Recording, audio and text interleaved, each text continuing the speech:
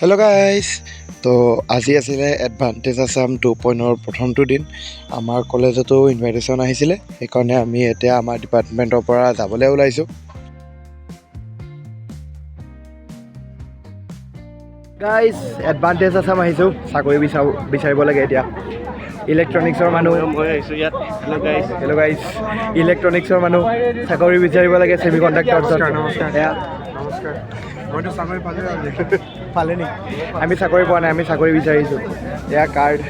তাৰে ষ্টলছখিনি অকণমান টাইম আমি ঘূৰাৰ পিছত কৰিবলৈ গ'লোঁ আমি লাঞ্চ। ভেজ আইটেম আছিলে গোটেইখিনি, সোৱাদ টেষ্টি আছিলে বহুত।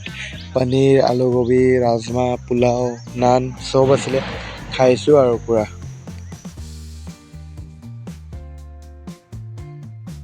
লাঞ্চৰ পিছত আমি মিটিং এটেণ্ড কৰিলোঁ। মিটিঙত অলপ টাইম থকাৰ পিছত আমি এক্সিবিশ্যন চাবলৈ গ'লোঁ।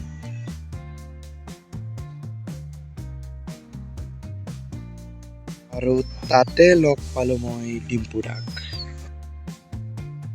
সন্ধিয়া 5:30 মানত আমি ৰিটাৰ্ণ হওঁ তাৰ পৰা। অহাকালিৰ পৰা যিহেতু পাইৰো তাৰে প্ৰিপাৰেশ্যন চলি আছে ফিল্ডত, তাকে অকণমান চাই আহিলোঁ।